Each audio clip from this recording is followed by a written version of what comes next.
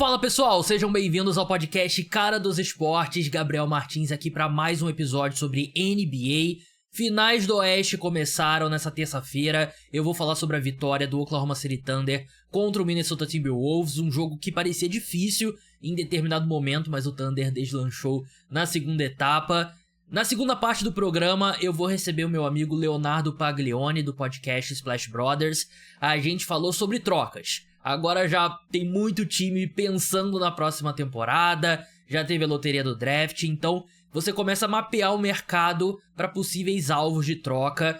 A gente fez uma lista de 16 jogadores, que acabou sendo mais jogadores, e fizemos ali algumas propostas, algumas trocas hipotéticas que a gente acha que faria sentido. Essa segunda parte do programa eu vou colocar um trecho apenas, porque ela é exclusiva na íntegra para os apoiadores do podcast Cara dos Esportes. Se torne apoiador, link tá na descrição, R$14,90 por mês.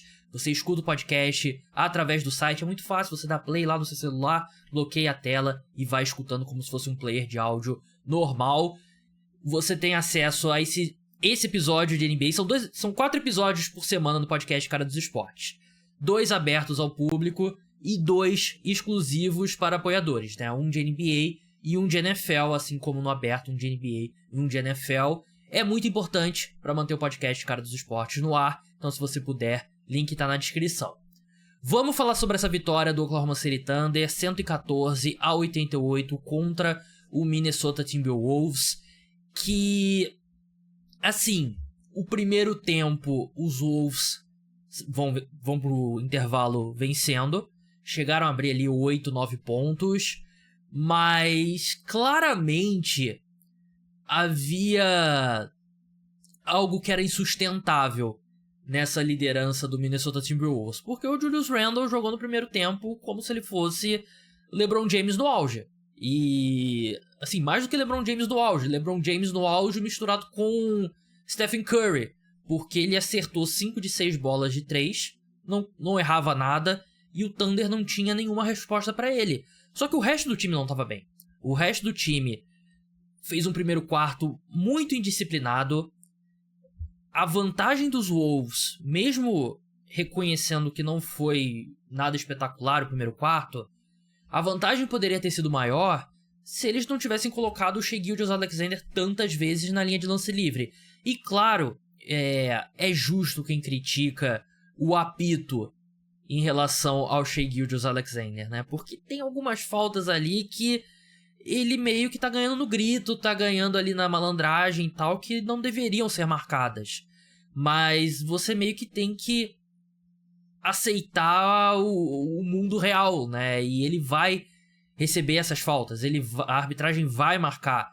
E os Wolves precisam ter um pouco mais de disciplina, o que é muito difícil, porque ele é um jogador muito bom, né? Ele ali no elbow, né, que é aquele canto ali da linha no lance livre, né, do lado direito, ele indo pro lado direito, parando a arremessa, ele é imparável, né? E se você não pode contestar direito, é injusto sim. Eu acho que é algo que a NBA volta e meia ameaça dar uma apertada e não consegue. E o Shai não é o único jogador, né? O Jalen Brunson é assim, o James Harden no auge foi assim, Embiid foi assim, então não é legal de assistir. Acho que empobrece o produto, mas assim, é uma das formas mais eficientes de pontuar, né? Então você não pode assim, o Shai vai abrir mão dessa parte desse jogo dele porque não é legal de assistir. Ele não vai fazer isso, ele vai fazer o que for suficiente for necessário para vencer. E o KC arremessou muito mal de 3 nesse primeiro quarto, enquanto os Wolves acertaram 6 de 11, e ainda assim o quarto terminou 23-20. Então, o que parece ter sido o melhor soco do Minnesota Timberwolves, talvez, né? Porque eu ainda acho que o time pode jogar melhor do que ele jogou, mas a equipe, num quarto bem pouco inspirado do Thunder, eles não conseguiram abrir muita vantagem, né? E no segundo quarto continuou, né? No segundo quarto, o Julius Randle continuou acertando tudo, né? Teve um momento que ele tinha acertado 6 de 8 arremessos, e o resto dos Wolves era 7 de 27. Os Wolves conseguiram cortar um pouco dos turnovers, que foi um problema também no primeiro quarto, e a equipe teve bons momentos ali até o final, quando o Thunder conseguiu se encontrar. E aí no terceiro quarto veio tudo por água abaixo, né? No terceiro quarto o Thunder venceu por 32-18. E, assim, é estúpida essa profundidade do time do Oklahoma City Thunder, né? Porque o maior exemplo é um cara como o Kenrich Williams, que mal vinha jogando. Quando ele jogava nos playoffs era tipo 8 minutos ali, jogo que já estava decidido no final. E ele entrou, ele teve 10 minutos que pareceram 25. Ele teve um impacto muito positivo. E o que o Thunder fez? É algo que o Thunder fez muito na série contra os Nuggets. Eu senti que eles meio que... Vamos usar o protocolo Jokic aqui contra o Julius Randle. E aí a gente começou a ver um time que normalmente joga com 2 pivôs, Chet Holmgren e o Isaiah Hartenstein. Claro que não o tempo todo, né? Mas eles entram em quadra com esses dois. Eles voltaram a botar um lineup pequeno. Voltaram sem... Era Jalen Williams, Shea, Caruso, Lu Dort e acho que Keyson Wallace. Algo do tipo. E o Kenrich Williams entrou em alguns momentos. A gente viu o Isaiah Joe, Aaron Wiggins também. Mas... é meio que vai contra o bom senso, tá? Porque você tem um jogador muito grande não, mas muito forte, que é o Julius Randle. Ele tá indo muito bem, o seu raciocínio vai ser, pô, vamos colocar um jogador forte nele. Mas o que o Thunder fez? Abriu a quadra, colocou 5 caras velozes e botou Lu Dort no Julius Randle, às vezes o Caruso, às vezes o Kenrich Williams, e dobrando a marcação quando ele tentava virar em direção à cesta, muito semelhante, muito similar, que eu quis dizer, ao que a equipe estava fazendo contra o Jokic, e deu muito certo. E uma mudança que não tem muito de tática é que o SGA e o Jalen Williams fizeram um primeiro tempo horrível, 5 de 24 em arremessos, e fizeram um segundo tempo ótimo, e porque eles continuaram insistindo, continuaram atacando, e a bola começou a cair. O Jalen Williams, quando ele é um jogador agressivo, ele muda totalmente o jogo dele, né? E eu acho que muitas vezes os problemas dele nos playoffs é que ele talvez fica um pouco tímido, tem muito a ver com a idade, ele é um jogador muito jovem ainda, terceira temporada dele na NBA. E ele continuou atacando e a bola começou a cair, né? Ele errou aquela bandeja horrível ali no final do segundo quarto e não se deixou abalar. Eu achei que ele foi muito bem no segundo tempo. O Shea também, no segundo tempo, continuou atacando. Acho que é um cara que você vai olhar os números dele. 31 pontos, 5 rebotes, 9 assistências. Pô, jogo incrível. Eu acho que foi... Ele fez um segundo tempo muito bom, um primeiro tempo péssimo. No geral, um jogo bom. Ele fez 31 pontos em 27 arremessos, né? É um aproveitamento muito baixo. Claro que ele chegou 14 vezes à linha de lance livre, que aí já é o ponto que a gente já discutiu, mas ponto na linha de lance livre conta da mesma forma. Eu achei que o Caruso jogou muito bem mais uma vez. Eu achei que o Keyson Wallace jogou bem mais uma vez, que é um luxo absurdo esses caras vindo do banco. E de novo, um cara como o Kenrich Williams entra e faz a diferença ali por 10 minutos no terceiro quarto, que muda o jogo, né? Porque o jogo tava muito apertado. E aí o Thunder ganha o quarto por 14 pontos, aí ganha o último quarto por 16 pontos. Ali o jogo muito garbage time ali no final, o jogo já tava meio decidido. 114-88, vitória do Oklahoma City Thunder contra o Minnesota Timberwolves. E durante o jogo eu tava falando com um amigo meu, mesmo quando o Wolves tava na frente, a sensação que eu tinha era que o Thunder era muito melhor. E era muito mais o Thunder não tava jogando bem do que o Wolves fazendo o Thunder jogar mal, né? E não acho que vai ser uma série excepcionalmente competitiva, pra ser bem sincero, né? Eu acho que a equipe precisa que o Julius Randle faça o que ele fez por 2 quartos, por 4 quartos. E precisa de mais do Anthony Edwards. Eu acho que o Anthony Edwards não tá 100%. Ele virou de novo o tornozelo dele. Teve 3 arremessos apenas, só 8 de 3, né? Ele não tá atacando. É um time que tem suas limitações. Acho que terminou muito bem o ano, mas tem suas limitações ofensivas, ainda mais se o Anthony Edwards não estiver 100%. Eu ainda acho que o Thunder tem outras... Eles ainda têm outras cartas pra jogar, né? Porque as cartas que o Wolves tem pra jogar é o Julius Randle e o Anthony Edwards combinando pra mais 60 pontos todo o jogo. Vamos ver no que vai dar. Eu achei que o Thunder, por exemplo, pressionou muito pouco o Mike Conley e o Anthony Edwards.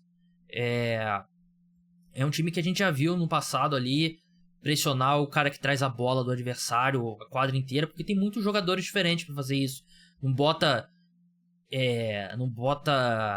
cansaço num só. E eles nem fizeram muito isso nessa terça-feira.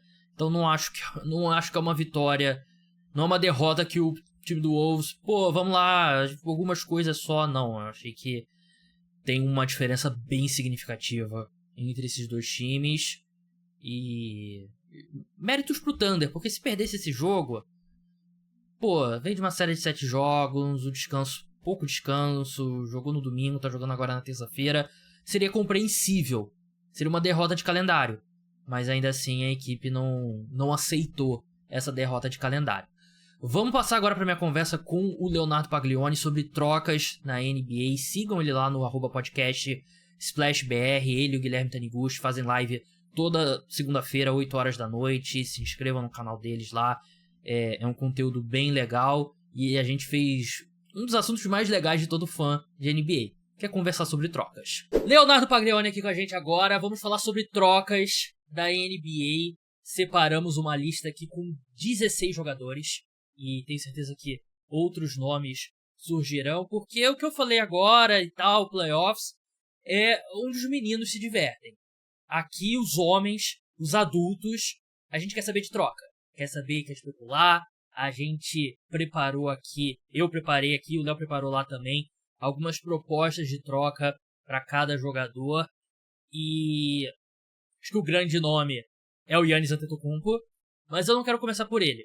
Eu quero começar por um jogador que, entre as estrelas, eu diria que é o que tem a maior probabilidade de ser trocado. Eu ficaria surpreso se o Kevin Durant não for trocado, porque, ao que tudo indica, o Phoenix Suns meio que vai aceitar aí a perda, aceitar que a troca foi um desastre e vai tentar seguir em frente.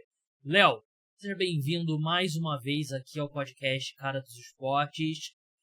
Que você concorda com essa minha afirmação de que você também ficaria surpreso se o Kevin Durant não for trocado? Ou você acha que tem chance dele voltar pro Phoenix Suns na próxima temporada?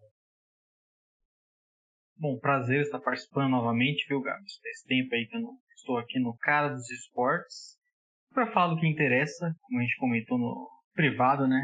Troca o que todo mundo quer saber, esse negócio de ficar vendo o jogo aí, já tô cansado, né? E concordo, Kevin Durant, eu acho que até por tudo que aconteceu durante a deadline, ficou muito claro que ele acabou não sendo trocado porque ele não quis. E agora, com mais tempo, com mais times procurando, acho que é bem possível que todas as partes ali encontrem uma melhor forma de fazer essa troca. E também não acho que ele vai ficar no Suns, não vejo muitos cenários que isso é possível. Até porque vamos ter mais times provavelmente buscando o jogador, né? Até um bom ponto que eu tinha anotado até pra falar. A gente vai entrar em trocas específicas, né? Esse ano é um mercado bem particular, eu diria, porque não tem muito time com dinheiro. Eu acho que provavelmente é o primeiro ano que o mercado se assentou desde a mudança no teto salarial, né? Que antes você não tinha um teto salarial rígido e agora você basicamente tem um teto salarial rígido. E ao mesmo tempo que não tem muito dinheiro, também não tem muitos free agents. É um mercado bem fraco de jogadores que estarão disponíveis. Eu estava olhando aqui a lista. Você tem vários jogadores que têm player option, né? Que podem ou não permanecer no contrato atual, que é o caso do James Harden, é o caso do LeBron, é o caso do Julius Randle, é o caso do Kyrie Irving, que está machucado. O melhor jogador, acho que é um free agent não restrito de fato, é o Miles Turner, pivô do Indiana Pacers, que é um bom jogador, mas é o Miles Turner, né? Não é uma estrela, né? E aí você tá começando a olhar Josh Giddey, free agent restrito. Fred VanVleet tem uma team option, né? Então o Houston Rockets pode ou não exercer. Você tem o Kuminga, que é free agent restrito. Naz Reid, que é player option. Aí você vai para Malik Beasley, como free agent não restrito, né? Então você não tem muitas opções. Então acho que os times estarão um pouco mais dispostos a fazerem trocas. Porque tem muita gente insatisfeita com o próprio time e não tem opção no mercado para melhorar significativamente, né? E o Kevin Durant é um desses caras que, para mim, ele vai completar 37 anos. Ainda é um dos pontuadores mais eficientes da NBA. É um cara que o jogo dele tá provando que tá envelhecendo muito bem. Eu acho que ele ainda te dá alguma proteção de aro, né? E agora os times estão cada vez mais voltando ali a ter um 5 e um 4 tradicionais, né? Então acho que o Kevin Durant é um cara importante. O que você botou de troca pra ele? Bom, o Kevin Durant cabe em qualquer time, né, Gabs? E óbvio que tem a questão que o Kevin Durant, ele não decide para onde ele vai, ele não é o Bradley Beal que tem a escolha ali de poder vetar trocas, mas ele não vai para qualquer lugar. Felizmente, o meu Bulls, o seu Pistons não tem essa opção de trazer um cara como Kevin Durant. Então eu fui por uma linha aqui, que inclusive vai depender muito pelo que está acontecendo ainda nos playoffs. Eu coloquei o Kevin Durant no Thunder. Quer que eu fale a troca já?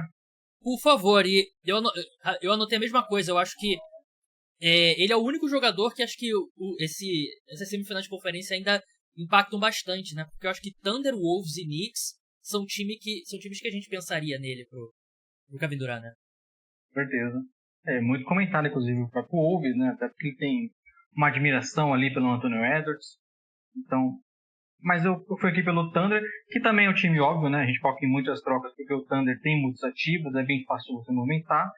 No cenário aqui eu coloquei o Nikola Jokic, o Dort, o Hartenstein e mais 3 escolhas de primeira rodada. Não sei aí, pela sua cara já talvez você acha que seja muito, mas é aquele cenário, né? Aqui o Suns ele tá abrindo mão do Kevin Durant, é um time que já está muito complicado em relação a salário, tem o contrato do Bradley Beal que eles não vão conseguir provavelmente mandar para nenhum lugar. Você acaba trocando o Kevin Durant. Eu aqui busquei 2 jogadores que eu acho que podem ser bem úteis em qualquer momento, né, em qualquer franquia, como o Dort e o Hartenstein. E um armador jovem no Topic que não estreou nessa temporada porque estava uma lesão bem complicada. É um pouco alto talvez, mas aí vai um pouco que acontecer com o Thunder nessa pós-temporada, né? Se o time não chega numa final, começa uma pressãozinha um pouco maior para alguns movimentos. E aí, de repente, eu acho que o Kevin Durant, inclusive, é o cara que melhor se encaixa para esse cenário do Thunder, porque ele é esse jogador que pode ser um outro pontuador, ele espaça bem a quadra, é um cara que ainda produz muito em alto nível e teria no Thunder um primeiro jogador ali ao lado dele com o Shea, um cara que pode carregar a franquia ainda, né? Então você não dependeria tanto também da saúde do Kevin Durant, principalmente pensando numa temporada regular, né? Então acho que o Durant, apesar dos torcedores do próprio Thunder não gostarem da ideia, né? Sempre que a gente fala alguma coisa no Twitter ou no podcast sobre isso, você vê que o pessoal não gosta muito do Kevin Durant e não queria ele de volta. Mas eu acho que ele é o melhor encaixe, é o melhor jogador disponível, faz todo sentido, até mais do que o próprio Giannis. Cara, eu acho que a única chance disso acontecer, e a gente tá gravando antes do jogo 1, né, entre Thunder e Wolves. O Dort vai fazer 30 pontos e vai virar introcável. Eu acho que a única só se o Thunder não for campeão mesmo.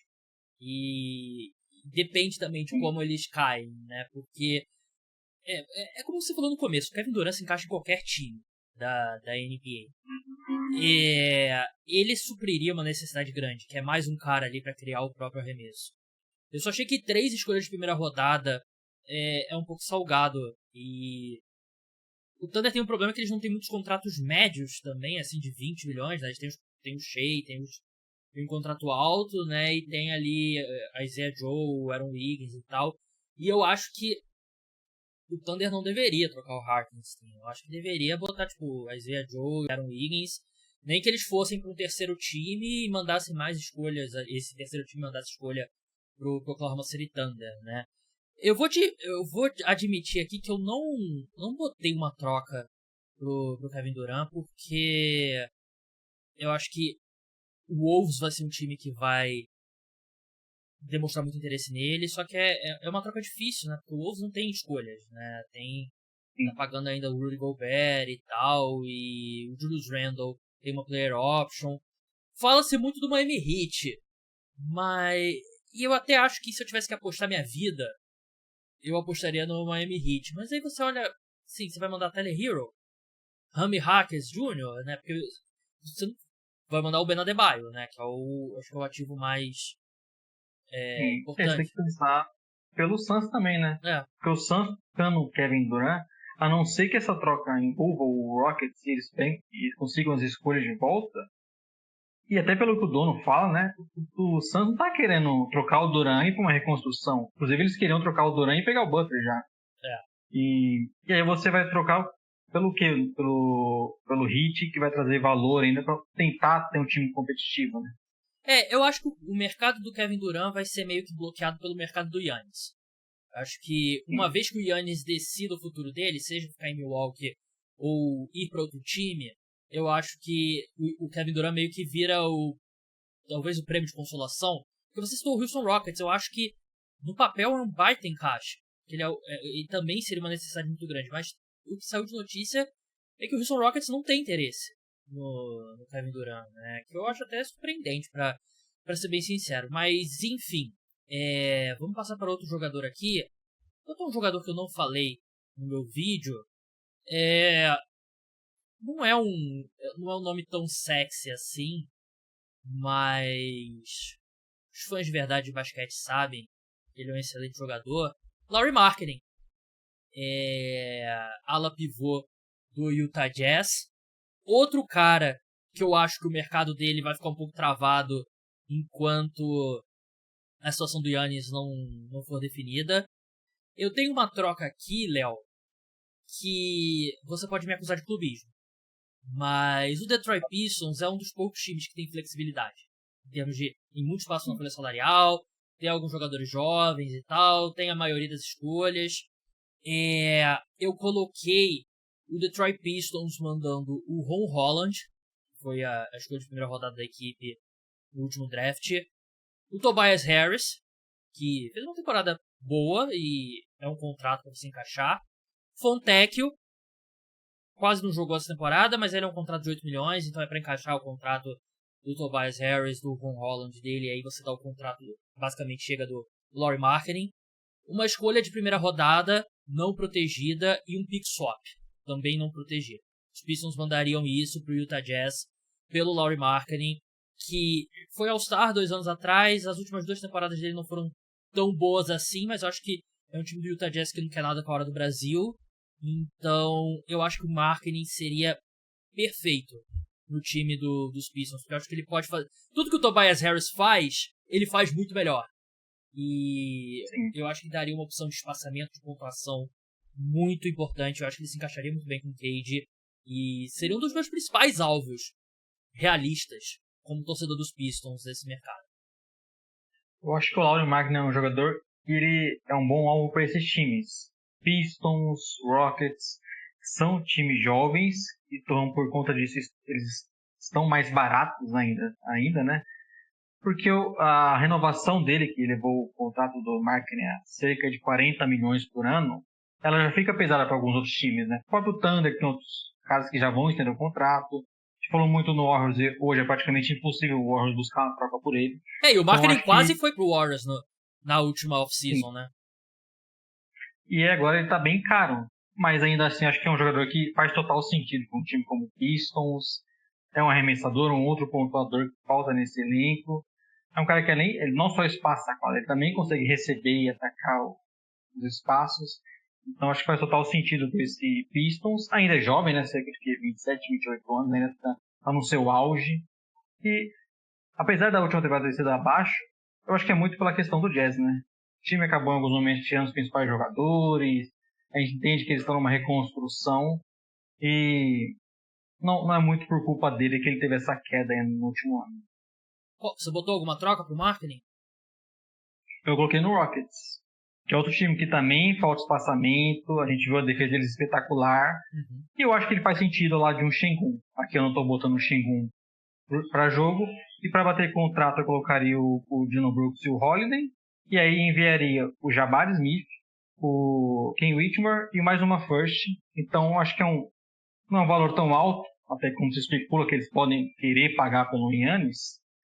Mas te traz um bom jogador, te traz espaçamento. Eu acho que é um jogador que pode jogar junto do Şengün, que não é tão simples você encaixar um time assim, mas Pensei no Pistons e, obviamente, o Rockets aqui, eu acho que faz total sentido também. Seria interessante também, né? Mas aí entra nessa... Giannis não vai pra lugar nenhum. E aí, vamos olhar para as outras opções no mercado, né? O Lauri Markkanen, ele é um cara... Eu acho que ele é um cara de encaixe fácil.